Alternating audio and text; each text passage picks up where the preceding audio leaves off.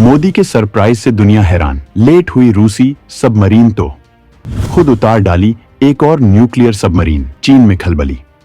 समंदर में बढ़ रही भारत की न्यूक्लियर पावर से दहशत में दुश्मन।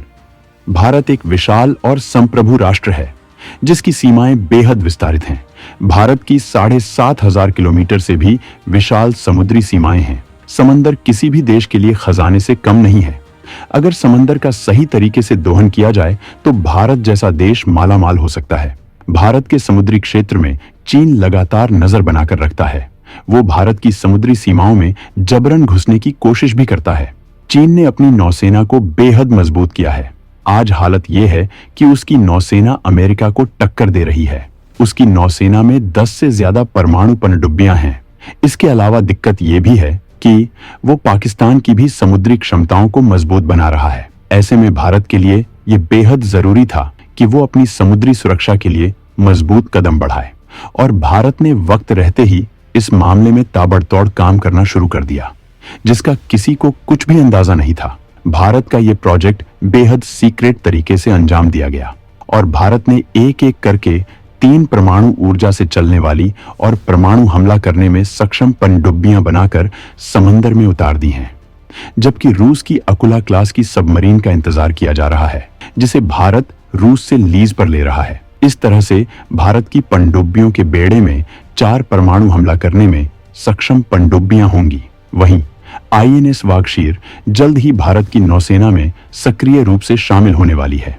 ये समंदर के अंदर भारत की क्षमता में बेतहाशा इजाफा करने वाले हथियार हैं, जबकि ये बेहद डिफिकल्ट तकनीक है जिसे भारत ने हासिल कर लिया है।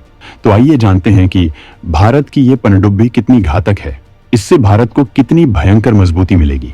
आईएनएस अरिहंत और अरिघात से भी घातक है F4 सबमरीन। दोनों के मुकाबले इसमें ज्यादा हथियार ले जाने की है क्षमता। इस वीडियो में हम आपको पहले ये बताएंगे कि S4 सबमरीन कितनी घातक है, जबकि इसके बाद हम आपको ये भी बताएंगे कि आईएनएस चक्र 3 के आने में देरी क्यों हो रही है। S4 सबमरीन आईएनएस अरिघात और आईएनएस अरिहंत से बेहद खास है। इसमें ज्यादा स्पेस है और इसकी वजह से इसमें हथियार ले जाने की ज्यादा क्षमता है। इस पनडुब्बी को आईएनएस अरिदमन भी कहा जा रहा है, जबकि इसका कोड नेम S4 स्टार है। ये अरिहंत श्रेणी की तीसरी पनडुब्बी है। इसकी तमाम क्षमताओं को हम ग्राफिक्स के जरिए समझते हैं। इसकी रेंज लगभग 5,000 से 6,000 किलोमीटर है। ये 2 टन तक का पेलोड और हथियार ले जा सकती है। S4 सबमरीन में लगभग 75% स्वदेशी कंपोनेंट का इस्तेमाल किया गया है, जो भारत की रक्षा क्षेत्र में आत्मनिर्भरता को दिखाता है। ये सबमरीन 3,500 किलोमीटर तक मार करने वाली K4 बैलिस्टिक मिसाइलों से लैस है। इन मिसाइलों को वर्टिकल लॉन्चिंग सिस्टम के माध्यम से दागा जा सकता है। S4 परमाणु submarine 8K4 submarine launch ballistic missile ले जा सकती है, जिसकी मारक क्षमता 3,500 किलोमीटर बताई गई है। वहीं इस पर 24 के 15 मिसाइल को तैनात किया जा सकता है। इस सबमरीन में 82.5 मेगावाट का लाइट वाटर रिएक्टर लगाया गया है। इस रिएक्टर को पहले के मुकाबले ज्यादा बेहतर बनाया गया है। ये सबमरीन असीमित वक्त तक पानी के अंदर रह सकती है। इसको ऑपरेट करने की क्षमता जरूरी खाद्य सप्लाई, चालक दल की थकान और रखरखाव पर निर्भर करता है। अरिहंत श्रेणी की ये सबमरीन 7,000 टन विस्थापन क्षमता वाली है और इससे दोगुने भार वाली पनडुब्बियां भविष्य में विकसित की जाएंगी। इस सबमरीन को नौसेना में शामिल होने से भारत की नौसेना की ताकत कई गुना बढ़ गई है। भारत ने इसे बेहद सीक्रेटली तैयार किया है। माना जा रहा था कि इस सबमरीन की लॉन्चिंग में काफी वक्त है, लेकिन भारत ने सही वक्त पर इसकी लॉन्चिंग करके बवंडर मचा दिया है। हालांकि भारत ने बेहद साइलेंटली इसे लॉन्च किया है। कोई शोर शराबा नहीं किया गया और इसकी लॉन्चिंग पर कोई इंफॉर्मेशन भी नहीं दी गई। इसके बारे में तब बताया गया जब पूरी दुनिया की निगाहें रूस के ब्रिक्स सम्मेलन में है। इसके अलावा भारत सरकार ने 2 और परमाणु पनडुब्बियों के निर्माण की मंजूरी दे चुकी है।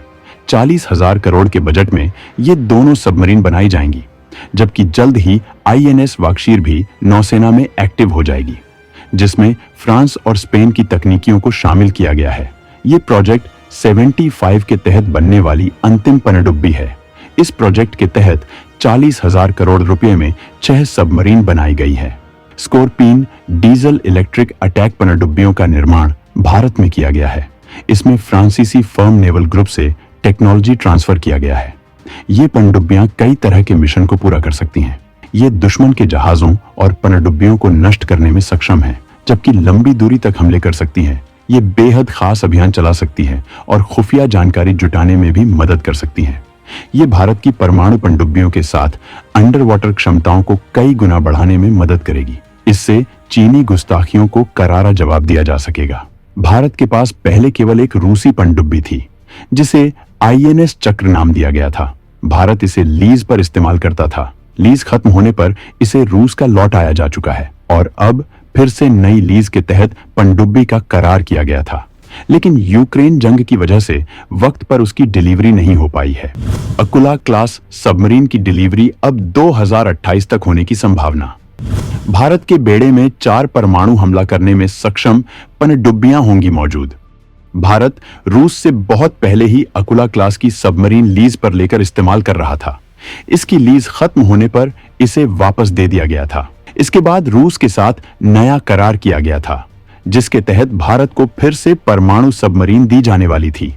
ये पनडुब्बी रूस द्वारा भारत को 2025 तक दी जानी थी, लेकिन अब इसके 2027 या 2028 तक मिलने की संभावना है। करार के तहत रूस को इस पनडुब्बी का मॉडर्नाइजेशन करना है, लेकिन यूक्रेन युद्ध की वजह से रूस पर यूरोपीय देशों ने तमाम प्रतिबंध लगा रखे हैं। इस वजह से इसका आधुनिकीकरण नहीं हो पा रहा है। इस पनडुब्बी की वजह से भारत को परमाणु पनडुब्बी को ऑपरेट करने की क्षमताएं विकसित करने में बहुत मदद मिली है। दरअसल ये बेहद डिफिकल्ट तकनीक होती है, इस वजह से इसकी ट्रेनिंग जरूरी होती है। भारत ने 2019 में रूस के साथ इस सबमरीन के लिए $3 अरब की डील की थी। भारत ने इसका नाम INS चक्र रखा हुआ है, जो भारत की पहली परमाणु सबमरीन कहलाती है। इसे इसी वजह से कोडनेम S1 दिया गया है, जबकि INS अरिहंत को S2 और INS अरिघात को S3 और INS अरिदमन को S4 कोडनेम दिया गया है। भारत अब 2 और परमाणु पनडुब्बी बना रहा है। माना जा रहा है कि इनकी क्षमताएं इन सारी सबमरीन से ज्यादा होंगी, जबकि इन्हें ज्यादा घातक हथियारों से लैस किया जा सकता है। इन सबमरीन को K5 मिसाइलों से लैस किया जा सकता है। भारत लगातार सबमरीन के लिए घातक मिसाइलें तैयार कर रहा है। K5 और K6 जैसी मिसाइलों की क्षमता बेहद ज्यादा है, जबकि भारत अपनी Agni-5 मिसाइल का भी सबमरीन वर्जन तैयार कर चुका है, जिसकी क्षमता जमीनी वर्जन से ज्यादा है। इस तरह से भारत लगातार अपनी समुद्री क्षमताओं में इजाफा करके चीन का हलक सुखा रहा है। रूस INS चक्र को इतना घातक बना रहा है कि वो आधुनिक चुनौतियों से निपटने में भारत की मदद कर सके।